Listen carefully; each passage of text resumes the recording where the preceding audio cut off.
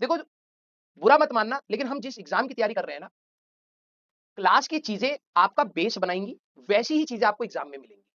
अब बस बात ये होती है कि कुछ बच्चे क्या सोचते हैं ना कि ये सवाल जो सर करा रहे हैं ना यही एग्जाम है। ना ना ना ना, ये एग्जाम नहीं है, ये एग्जाम की तैयारी है।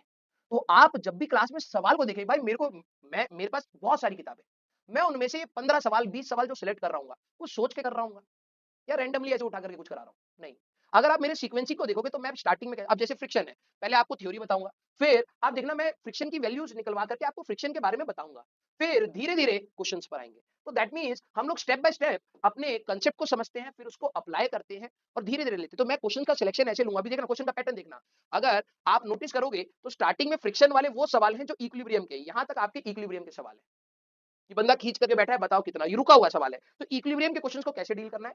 फिर यहां से मोशन के क्वेश्चन आएंगे, फाइंड वेलोसिटी, ठीक है, वेलोसिटी बताइए, एक्सेलरेशन बताइए, टेंशन बताइए, फिर एक्सेलरेशन वाले सवाल आएंगे। तो हमें वो सारे कैटेगरीज को डील करना होता है। तो हम वो बेस्ट क्वेश्चंस को सिलेक्ट करते हैं जिससे आप उस कंसेप्ट को सीख जाए। कंसेप्ट हमारे सारे कवर होने चाहिए, क्योंकि एग्जाम में वही कंसेप्ट के ऊपर आएगा। अब एग्जाम में आपका प्रेजेंस ऑफ माइंड और आपकी मेहनत कितनी है वो डिसाइड करता है कि आप कितना कंफर्टेबली सोच पाते हैं। एग्जाम में हर कोई नहीं सोच पाता, मैं सच बता रहा हूँ, आते हुए सवाल भी गलत हो जाते हैं कई बार। क्यों? क्योंकि जब आप तैयारी कर रहे थे ना, आप इंपेशेंट होकर कर रहे थे, और जब आप एग्जाम में गए तो आप फिर से इंपेशेंट हो गए। इसलिए कहता हूं तैयारी लर्निंग टाइम पर ना खुल करके मान, देखो वही है, आपको अपना स्टडी आवर्स बढ़ाने पड़ेंगे। सही में अगर आपको तगड़ी लर्निंग चाहिए, स्टडी आवर्स को थोड़ा सा बढ़ा करके रखिए, क्योंकि जब आप कंफर्ट जोन में, मतलब आप ये समझिए आपके ऊपर टाइम की बाउंडेशन नहीं है। कुछ बच्चे सोचते हैं सर हमें तो 1 मिनट में एक सवाल करना है या 2 मिनट में एक सवाल करना है, हम इतना, अबे किसने डाली तेरे दिमाग में टाइम की बात? सर एग्जाम में इतना करना होता है, लपड़ मारू, एग्जाम दे रहा है तू अभी। जब सिखा रहा हूं तो टेक योर टाइम।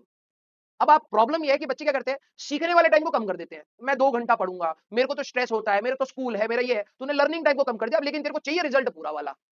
तो सर कोई सा भी कॉम्प्लिकेटेड सवाल आ जाए ना, आप पढ़ाते हो तो समझ आता है, मैं खुद से नहीं कर पाता, क्योंकि बेटा मैंने इस लर्निंग प्रोसेस में सालों लगाए हैं। अब तू कहेगा कि सर मैं आपसे मैच कैसे करूं, तो करना भी नहीं है भाई मेरे को मैच।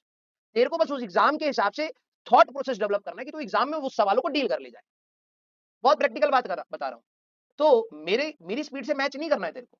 तेरे को ये देखना है कि यार कंसेप्ट जो बता रहे हैं वो कहना क्या चाह रहे हैं, और एक सवाल के अंदर मॉडिफिकेशंस क्या-क्या हो सकती है, राइट? वो समझने की कोशिश करना।